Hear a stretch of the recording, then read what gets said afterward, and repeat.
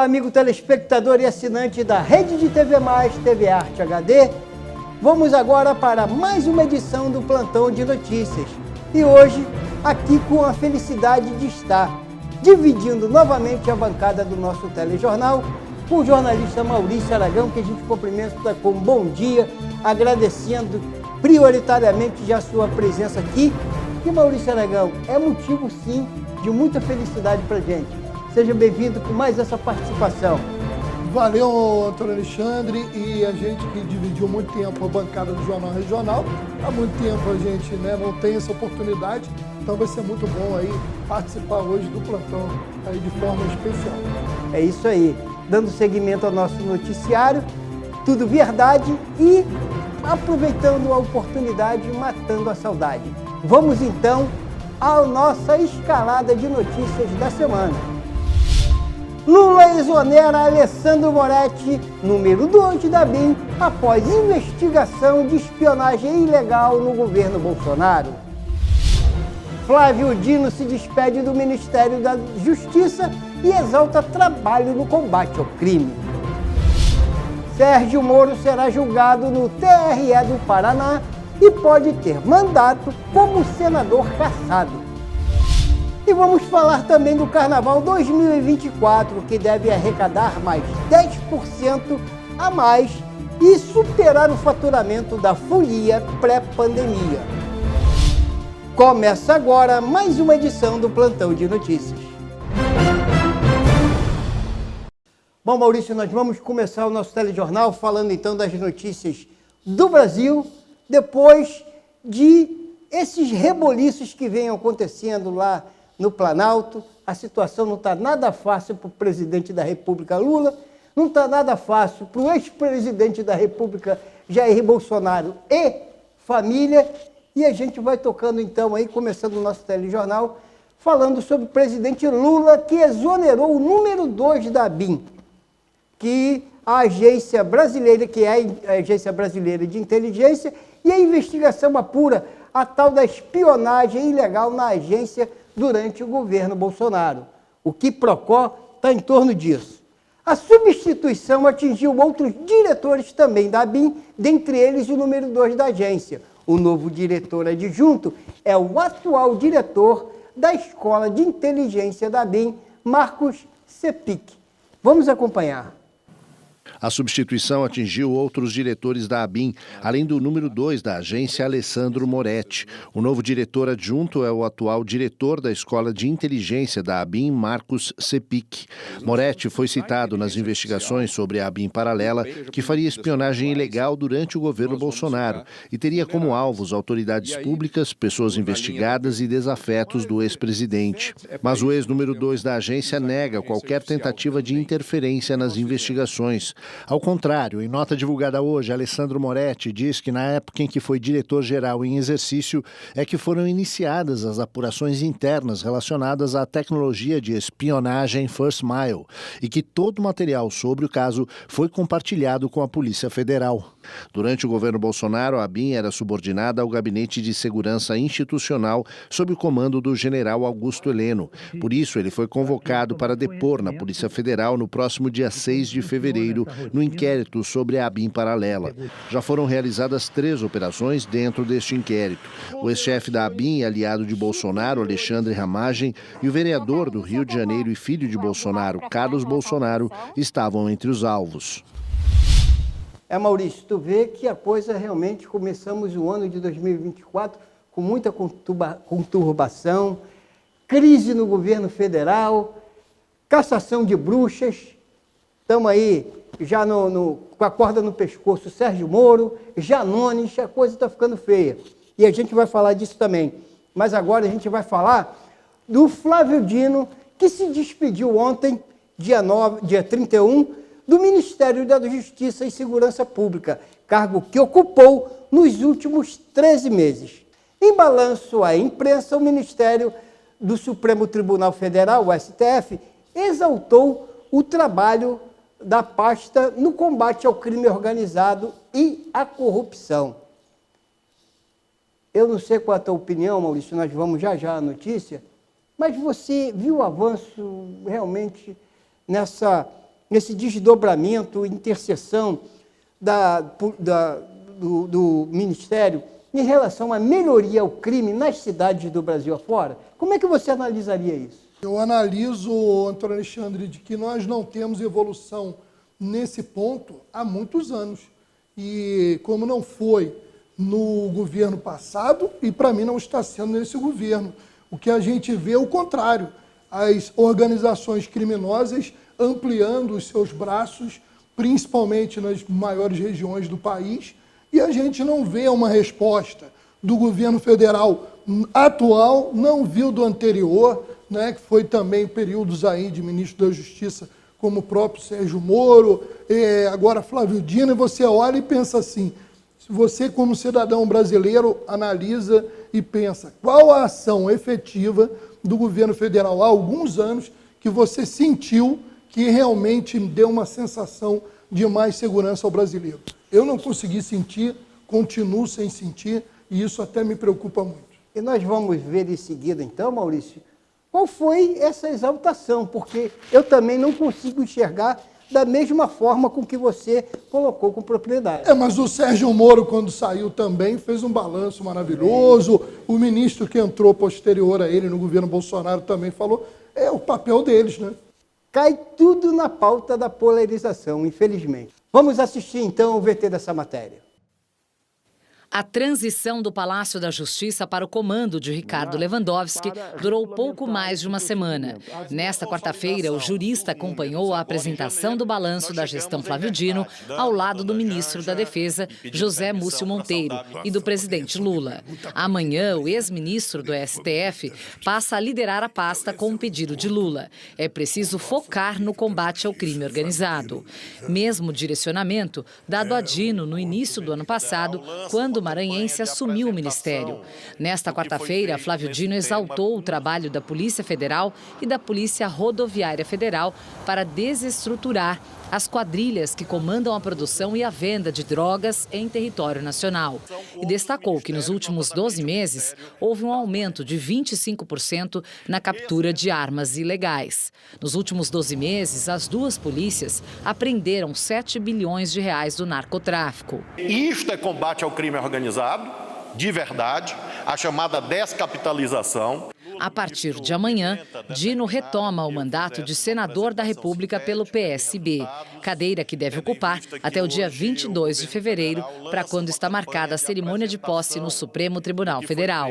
Ainda no evento de hoje, Flávio Dino ainda deu uma pista sobre quais linhas deve defender no plenário da Corte em discussões sobre a aplicação do Código Penal. Que punição não é sinônimo de prender. A prisão, o cárcere, deve ser reservado a crimes cometidos com violência e grave ameaça à pessoa. Eu estou vendo daqui o prédio do Supremo, quem sabe eu consiga lá ajudar na construção dessa política penitenciária mais eficiente. Bom, seguindo a nossa pauta, então, de Quiprocó Nacional, Maurício Aragão, nós vamos falar agora sobre o julgamento do senador Sérgio Moro, que pode ter o seu mandato cassado e foi incluído na pauta de julgamento do Tribunal Federal Eleitoral do Paraná.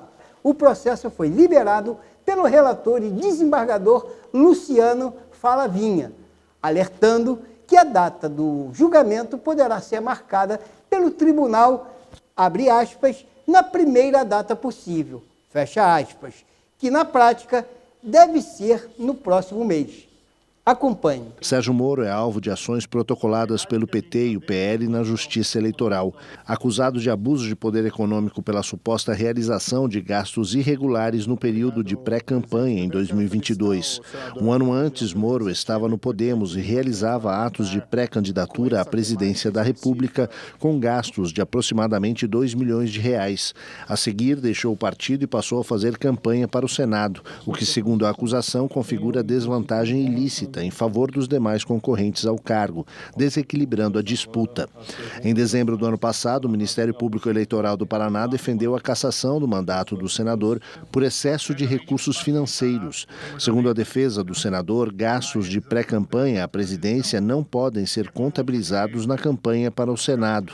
uma vez que um cargo é de votação nacional e o outro somente no Paraná. O julgamento depende da nomeação de um novo juiz para completar o colegiado. O Tribunal Superior Eleitoral deve analisar uma lista tríplice. Depois, o presidente Lula deve definir a escolha. No caso de eventual cassação, caberá recurso ao Tribunal Superior Eleitoral em Brasília. Se a condenação for mantida, novas eleições para o Senado deverão ser convocadas no Paraná. E ainda falando da Câmara Federal, do Congresso Nacional, Maurício, tem uma outra notícia também, que foi pedido pela Polícia Federal a quebra do sigilo bancários do deputado por suspeita de rachadinha, o deputado Janones, estamos falando dele. A Polícia Federal pediu ao Supremo Tribunal Federal a quebra dos sigilos bancários e fiscais do deputado André Janones por suspeita de prática de rachadinha. Depois de investigar um suposto esquema dessa mesma rachadinha no gabinete do deputado federal André Janones, a Polícia Federal encontrou uma série de inconsistências e contradições que sugerem a existência de desvio de recursos públicos. Acompanhe. Depois de investigar um suposto esquema de rachadinha no gabinete do deputado federal André Janones, a Polícia Federal viu uma série de inconsistências e contradições que sugerem a existência de desvio de recursos públicos. De acordo com a corporação, somente depois da análise minuciosa dos dados bancários e fiscais do deputado e de mais 6 assessores, será possível chegar a uma conclusão definitiva sobre a natureza e o alcance das ações do parlamentar e de seus funcionários. O pedido foi encaminhado ao ministro Luiz Fux, relator do inquérito no Supremo Tribunal Federal. A investigação foi aberta em dezembro do ano passado e teve como base um áudio divulgado em que Janones supostamente pede a assessores o repasse de parte de seus salários, o que sugere a prática de rachadinha. Tem algumas pessoas aqui que eu ainda vou conversar em particular depois, que vão receber um pouco de salário a mais e elas vão me ajudar a pagar as contas que ficou da minha campanha de prefeito, porque eu perdi R$675 mil na campanha. Elas vão ganhar mais para isso. O deputado André Janones publicou nota nas redes sociais. Nela, ele diz que o pedido de quebra de sigilos bancário e fiscal causa estranheza. Janones afirmou ainda estar absolutamente confiante de que será absolvido.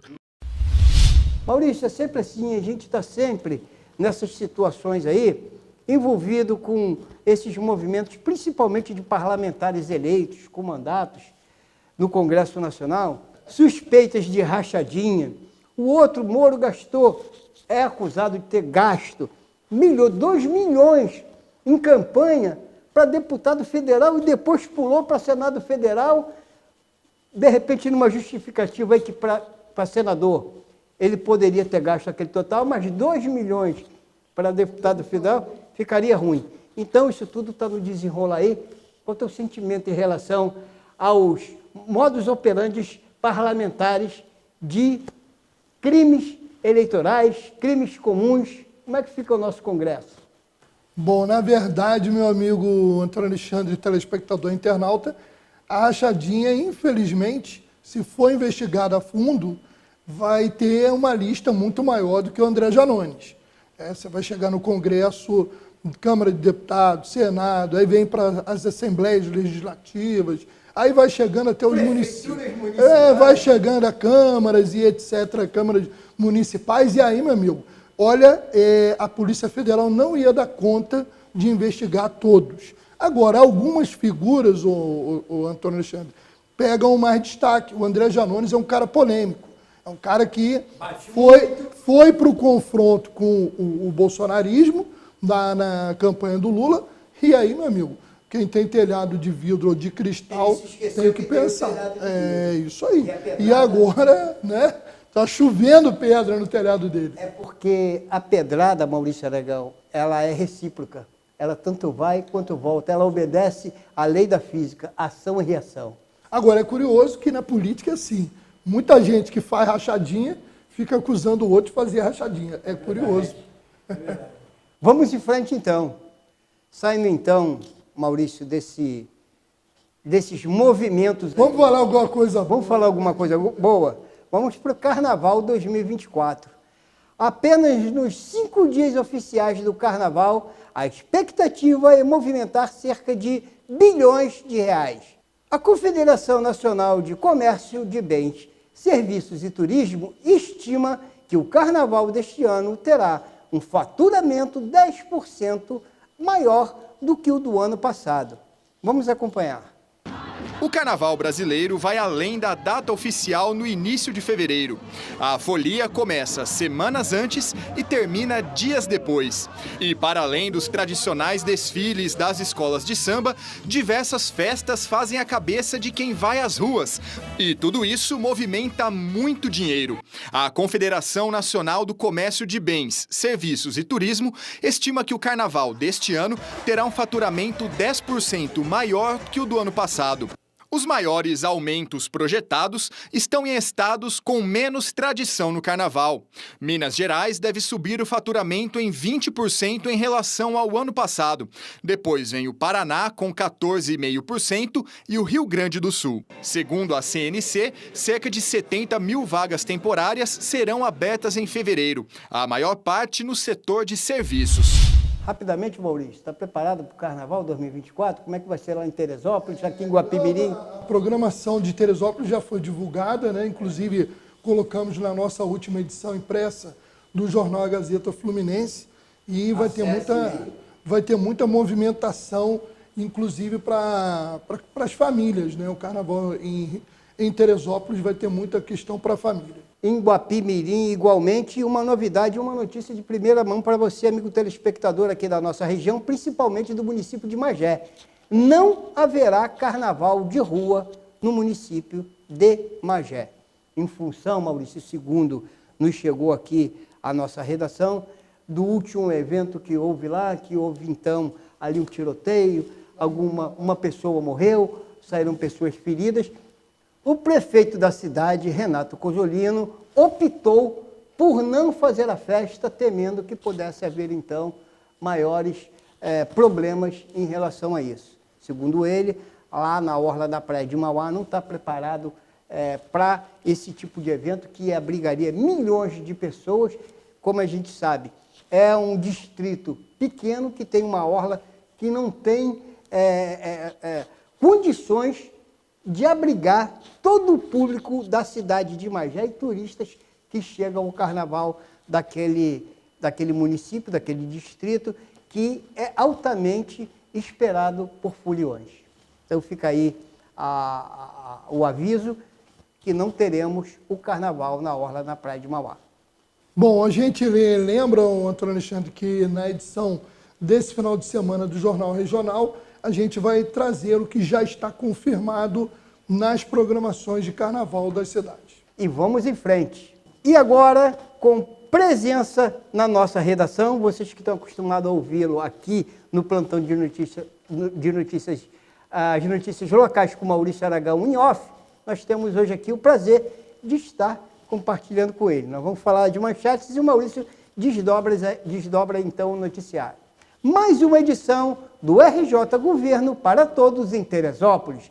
Prefeitura faz trabalho de prevenção contra chuvas em Suruí e na Barbuda, no município de Magé. Programação do Sesc Verão já nesta quinta-feira em Rio das Ostras. Jequitibá Rei é estrela da nova versão da novela Renascer. E a Polícia Civil prende mais 2 suspeitos de um homicídio na cidade de Guapimirim. É agora contigo, jornalista Maurício Aragão.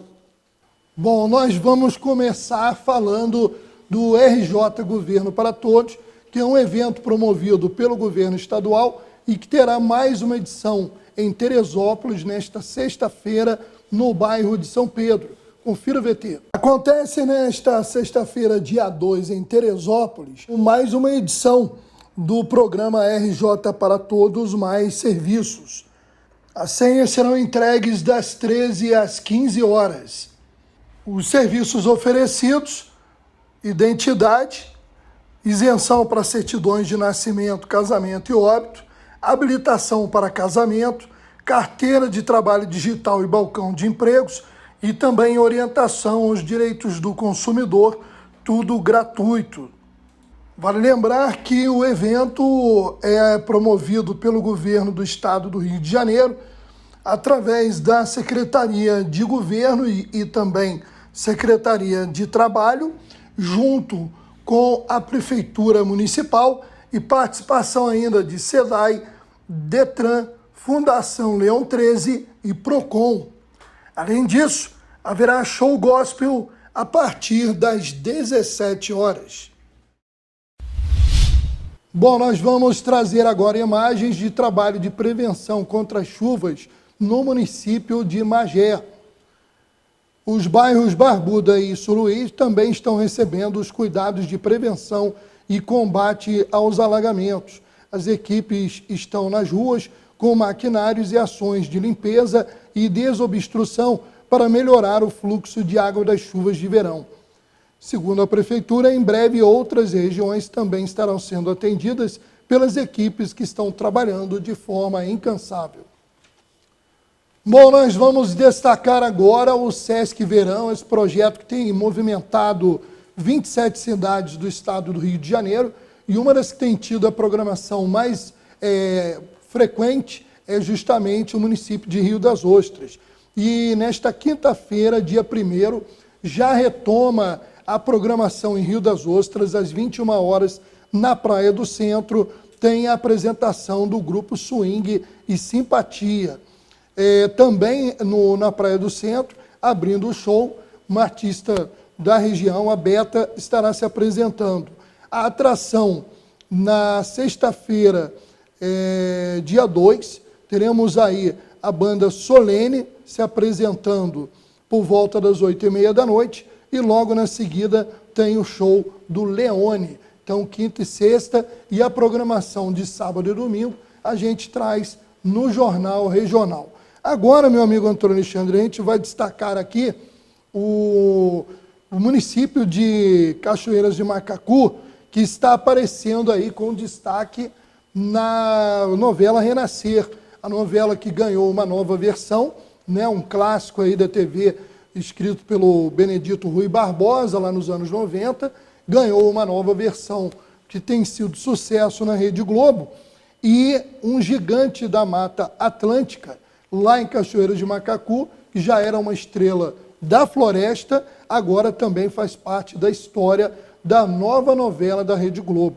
Localizado dentro do Parque Estadual dos Três Picos, em Cachoeiras de Macacu, o grande Jequitibá Rosa, popularmente conhecido como Rei, apareceu no remake de Renascer. O enredo da trama, que estreou no último dia 22, traz a história do José Inocêncio, que é interpretada pelo Humberto Carrão, na primeira fase, e o Marcos Palmeira na segunda fase. E o personagem, ele crava o seu destino aos pés de um Jequitibá Rei, lá na história, em Ilhéus, na Bahia, mas nas gravações em Cachoeiras de Macacu, aqui na região, né, serrana do estado do Rio de Janeiro, vizinha aqui a Guapimirim. Então, muito bacana, né, uma árvore histórica de Cachoeiras de Macacu, agora também aparecendo a nível nacional. Bom, para encerrar esse giro, meu amigo Antônio Alexandre, telespectador, a gente destaca imagens de uma ação da Polícia Civil, a Divisão de Homicídios da Baixada Fluminense, que prendeu mais 2 suspeitos do crime da morte do Tiago Amaral, né, conhecido no município de Guapimirim como Birrinha, né, que chegou a ser assessor parlamentar na Câmara Municipal e foi assassinado em agosto do ano passado. Ele estava numa festa, houve uma desavença com o traficante, a polícia acredita que ele foi confundido com alguém ou com alguma situação, e ele acabou sendo retirado da festa. O vídeo mostra ele cercado por traficantes que o levaram até a comunidade do Sapê, onde ele foi executado. A polícia, com essas 2 novas prisões, já colocou atrás das grades 7 suspeitos de envolvimento e 1 continua foragido. É isso aí que nós temos dos municípios no nosso plantão de hoje. Maurício Aragão, aproveitando a oportunidade dessa última notícia, que é muito lamentável aqui para os moradores do município de Guapimirim, por se tratar de uma pessoa do nosso meio social, um amigo, um rapaz de um nobre coração, de nobres sentimentos, que foi covardemente assassinado por esses marginais. A gente fica aqui mais uma vez solidária à família e aos amigos do Birrim, que a gente tratava carinhosamente, por esse infortúnio o qual ele pagou com sua vida. Vamos dar sequência então e vamos direto à nossa previsão do tempo. Chuva excessiva pode ocasionar problemas no sudeste do país. É o que vocês conferem agora no Clima Tempo. No sudeste do Brasil, que é onde o volume acumulado nesta sexta é mais expressivo, especialmente no sul de Minas Gerais, há chance de transtornos, enchentes, alagamentos, até mesmo deslizamentos de terra, porque o solo já está saturado. As pancadas de chuva na região que está em azul escuro no mapa ainda devem acontecer desde manhã e se prolongar até a noite. Intercalam-se em períodos de melhora, mas o céu ainda vai estar com muita nebulosidade. Então, tempo fechado e chuva a qualquer momento. Na capital paulista, áreas do interior do estado de São Paulo, Triângulo Mineiro, a região também de BH, a chuva acontece essencialmente a partir do período da tarde e também tem chance de transtornos, porque o volume acumulado é alto. No Espírito Santo, as pancadas de chuva devem acontecer de maneira passageira e no norte mineiro, tempo firme e pouca nebulosidade. Bom, gente, então nós vamos terminando agora mais uma edição do nosso Plantão de Notícias, agradecendo a você, amigo telespectador e assinante da Rede de TV+, TV Arte HD, que nos acompanham através das nossas redes, plataformas de redes sociais, e agradecendo a nossa equipe técnica, em especial hoje, a participação do nosso jornalista, âncora do Jornal Regional, Maurício Aragão. Maurício, muito obrigado pela sua presença. Volte sempre, a oportunidade e as portas abertas aqui para você. Bacana, foi bom aí, mais uma vez, dividir a bancada aqui. Qualquer hora você vai lá no Jornal Regional. Daqui a pouco é longe, a distância é grande, mas eu chego lá. Muito obrigado, até a próxima edição e tenham todos um bom final de semana.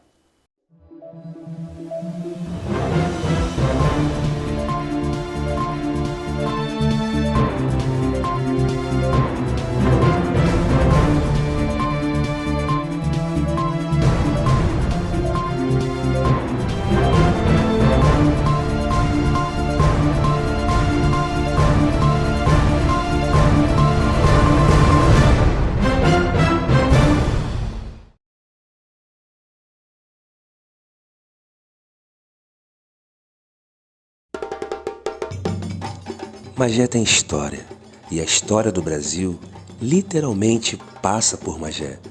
A lenda do encantamento da indígena Miringiba, o axé de Maria Conga e os milagres do padre José de Anchieta no Poço Bento. Aqui tem de tudo: praia, cachoeira, campo,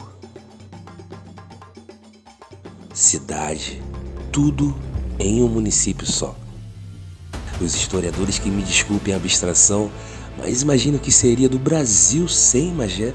A Baía de Guanabara e sua importância, a Serra dos Órgãos e um Caminho do Ouro, as igrejas datadas do século XVI, os 3 quilombos. Ainda não está convencido? Imagine a camisa da seleção com 2 estrelas a menos. É, meu parceiro, essas riquezas têm valor, não preço. E não acaba por aqui. A história está em movimento. E nós também. Para você que é servidor público municipal, com o Garrinchinha ficou ainda mais fácil emitir o seu contra-cheque e o informe de rendimentos. Digite ou fale a mensagem: Servidor Público Municipal. Em seguida, escolha uma das opções: contra-cheque ou informe de rendimentos. Digite o seu CPF e o mês-ano para o contra-cheque, ou o ano para informe de rendimentos. A senha e pronto! Documento emitido com sucesso. Ainda é possível solicitar o cadastro funcional e a ficha financeira. Viu como o Garrinchinha é rápido? Prefeitura de Magé. Governando com amor.